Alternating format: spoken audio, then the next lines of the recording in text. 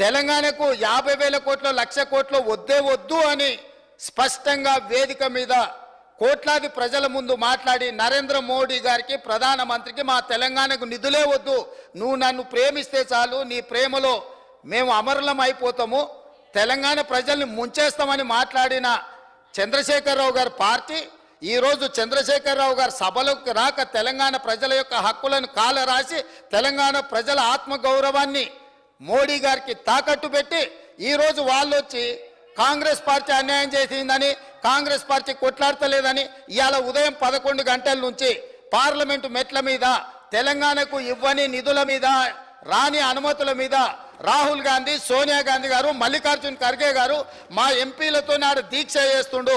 నీ రాజ్యసభ ఎంపీలు ఎక్కడున్నారో ఒకసారి లెక్క పెట్టుకో.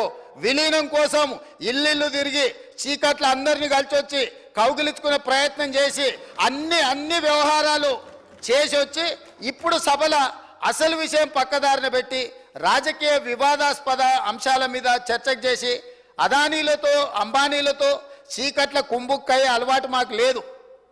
కాంగ్రెస్ పార్టీ ఆల్రెడీ మా మంత్రి గారు చెప్పారు, విద్యుత్ విధానం మీద ఇప్పటివరకు 10 ఏళ్ల పాలసీనే లేదు అధ్యక్ష. తెలంగాణకు విద్యుత్ పాలసీని తీసుకొచ్చి స్పష్టంగా తెలంగాణ రాష్ట్రం ఏ విధంగా విద్యుత్ పాలసీని తీసుకురాబోతుందో ఈ సభలోనే చర్చ పెట్టమని స్పష్టంగా చెప్పినాం అధ్యక్ష.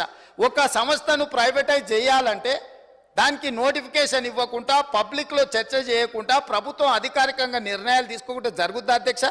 గాలివాటం వార్తలన్నీ పట్టుకొచ్చి ఇక్కడ మాట్లాడి గాలి మాటలు మాట్లాడడానికి అధ్యక్ష ఈ సభ పెట్టుకున్నది. మీరు వారికి అనుమతి ఇచ్చింది ఇట్లాంటి మాటలు మాట్లాడడానిక?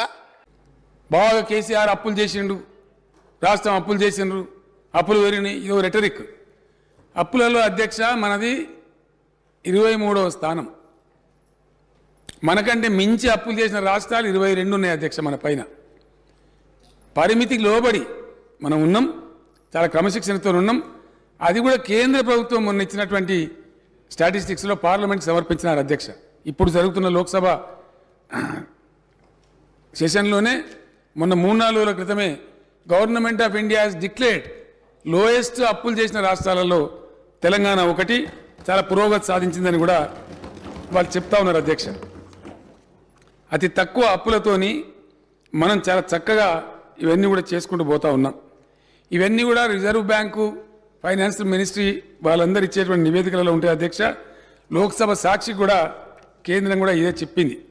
ఇవన్నీ చేసి ఈరోజు ఇంత సుస్థిరమైన ఆర్థిక ప్రగతి సాధించి, పర్ క్యాపిటా పెంచి, పవర్ పెంచి, శుద్ధమైన నీళ్లు ప్రతి ఇంటికి నల్లాతో ఇచ్చి, ఇవన్నీ చేసి తెలంగాణ సాధించుకొచ్చి అష్ట కష్టాలు పడి గత 25 సంవత్సరాలుగా ఒక యజ్ఞంలాగా దీన్ని తీసుకొని పోతా ఉంటే కాంగ్రెస్ పార్టీ నాయకులు మాట్లాడతారు అధ్యక్ష. కేసీఆర్కి పిండం పెడతాం, ఇవన్నీ చేసినందుకు ఆ పిండం పెట్టాలా? ఈ తిప్పల పడ్డందుకు ఆ పిండం పెట్టాలా? మీ వల్ల కాని పని, మీ నాయకులు ఎంతరో మంది ఎన్నుచూపి పారిపోయినటువంటి తెలంగాణ ఉద్యమాన్ని నేను భుజానేసుకొని అనేక కష్టాలు పడి దీక్షలు చేసి చివరికి నా చావు మీద తెచ్చుకునేంత ప్రయత్నంలో తెలంగాణ తెచ్చిపెడితే మీకు పిండం పెడతామంటే ఎవరు హర్షిస్తారు అధ్యక్ష? ఇదేనా సంస్కారం? ఇదొక పద్ధతి, ఇదొక పార్టీ, దీనికో లెక్కన? చాలా బాధ కలుగుతుంది అధ్యక్ష, దుఃఖం వస్తుంది. ఎందుకంటే ఏందండి నాకు అర్థం కాదు. ఇది పూర్తిగా ఎటుపడతాడు, నోరుంది కదా అని విచ్చలవిడిగా మీ పార్టీల నియంత్రణ లేకపోవచ్చండి, కానీ సంఘం చూస్తుంది కదా. మీరు మేము ఎవరము ఏ అంశాల మీద 18 సార్లు మేము తిరిగి ఇవాళ మేము మిగులు రాష్ట్రంగా 14,000 కోట్ల రూపాయల మిగులు రాష్ట్రాన్ని మీకు అప్పచెప్పినాం. ఆనాడు సంవత్సరానికి 6,500 కోట్ల రూపాయలు అప్పు చెల్లించే పరిస్థితి ఉన్నది. సరిగ్గా 10 సంవత్సరాలు తిరిగే వరకు 7 లక్షల కోట్ల రూపాయల అప్పులు చేసి ప్రతి నెల 6,500 కోట్ల రూపాయలు, దాదాపుగా 70,000 కోట్ల రూపాయలు మీరు చేసిన అప్పులకు మిత్తిలు కట్టి ఈరోజు నడుము వంగిపోయే పరిస్థితుల్లో రాష్ట్రం ఉంటే ఆ నిజాలు చెప్పొద్దంట. లోపల క్యాన్సర్ ఉండాలి, ఎయిడ్స్ ఉండాలి, కానీ నేను మంచిగా ఉన్నా, ఎర్రగా బుర్రగా ఉన్నా, నాకు పిల్లని అండి పెళ్లి చేసుకుంటా అని అబద్ధాలు చెప్పి ముంచాలని చెప్పి వారు సూచన చేస్తున్నారు అధ్యక్ష. రాష్ట్రం దివాలా తీసింది. దివాలా తీయడానికి వాళ్ళ అసమర్థవంతమైన 10 సంవత్సరాల పరిపాలన, విద్యుత్ శాఖ దివాలా తీసింది. 88,000 కోట్ల రూపాయల అప్పులే కాకుండా సింగరేణికి బకాయిలు వాళ్ళు అట్లనే పెట్టిండ్రు. ప్రైవేట్ కంపెనీలల్లా ఎక్కడ తెచ్చిన అప్పులు అక్కడనే ఉన్నాయి. ఇరిగేషన్లో కాళేశ్వరం కట్టిన అంటారు, మేడిగడ్డ కుప్పగూలిపోయింది. ఇవాళ ఆ బ్యాంకులకు తెచ్చిన అప్పులు అట్లనే ఉన్నాయి. కాంట్రాక్టర్లకు పెండింగ్ పెట్టిపోయిన 1,000 కోట్ల రూపాయలు అక్కడనే ఉన్నాయి అధ్యక్ష. ఇట్లా ప్రతి శాఖలో ఎన్ని అసలు ఎఫ్సిఐలో 2014-15లో మేము సరఫరా చేసినామన్నారు, ఇప్పటి వరకు వసూలు చేయలే. మా ఉత్తమ్ కుమార్ రెడ్డి గారు కష్టపడి మీరు చేసిన తప్పులను సవరించి ఆ నిధులు రాబట్టడానికి ప్రయత్నం చేస్తుండ్రు. వీళ్ళు ప్రతిసారి వచ్చినప్పుడల్లా జీడిపి గురించి వీటి గురించి మిగతా అన్ని మాట్లాడుతుండే అధ్యక్ష. నేను తప్పకుండా ఈ బడ్జెట్ సమావేశాలల్లో ఉన్న వివరాలన్నీ తీసుకొచ్చి బయట పెడతా. కాబట్టి నేను వారికి చేసే సూచన ఒక్కటే, మీరు ఏం చేసిండ్రో చూసినాకనే ప్రజలు ఒక తీర్పు ఇచ్చిండ్రు. ఆ తీర్పు ద్వారైనా మీకు జ్ఞానోదయం కలుగుద్దని ప్రజలు భావించరు. ఇంకా అదే అహంకారము, అదే అహంభావము, అవే చులకన మాటలు, ఎదురుగుండా వాళ్ళని కించపరిచే విధంగా మాట్లాడడం, ఈ వ్యవహారం మానుకోండి. అసెంబ్లీ ఎన్నికలలో 39 సీట్లలో మీకు మెజారిటీ ఇచ్చిండ్రు. పార్లమెంట్కి వచ్చేవరకల్లా 3 సీట్లకు పడిపోయింది. ఇప్పటి వరకు ఊకదంపుడు ఉపన్యాసాలు మాట్లాడిన ఆయన శాసనసభలో కూడా ఆయనకు మెజారిటీ రాలే అధ్యక్ష. ఆ ఓట్లు ఎక్కడ బదిలీ అయినాయని నేను అడుగుతున్నా. అసెంబ్లీలో డిసెంబర్లో 39 సీట్ల మెజారిటీ వస్తే పార్లమెంటుకు వచ్చేవరకల్లా 39 శాసనసభలలో 3 మిగిలినాయి అధ్యక్ష. 3 దుబ్బాక ఉంది, ఆ పక్కలో కూర్చున్న మిత్రుడు ఏదో కష్టపడి ఓట్లే ఇచ్చినట్టున్నాడు. ఇవాళ సిరిసిల్లలో కూడా మెజారిటీ కోల్పోయింది. మాట్లాడే ముందు ఆ లెక్కలు చూసుకోవాలి.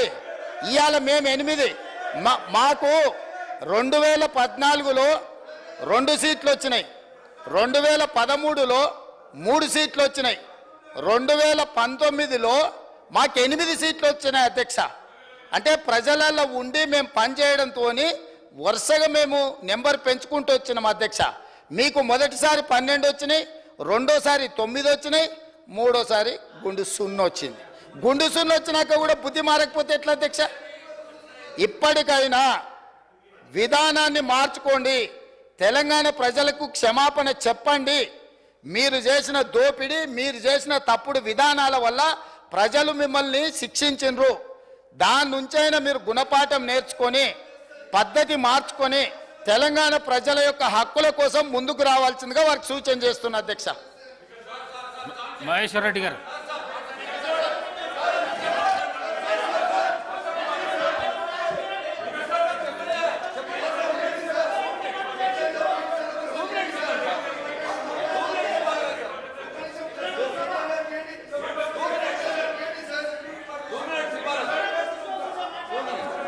ఏం ప్రాక్టీస్ ఇది?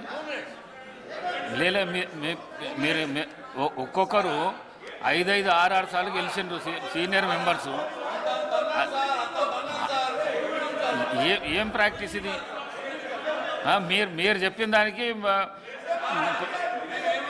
సభానాయకుడు సమాధానం ఇచ్చిండు, దానికి కూడా సమాధానం చెప్తారా మీరు? మీరు చెప్పిన దానికి సభానాయకుడు సమాధానం చెప్పిండు.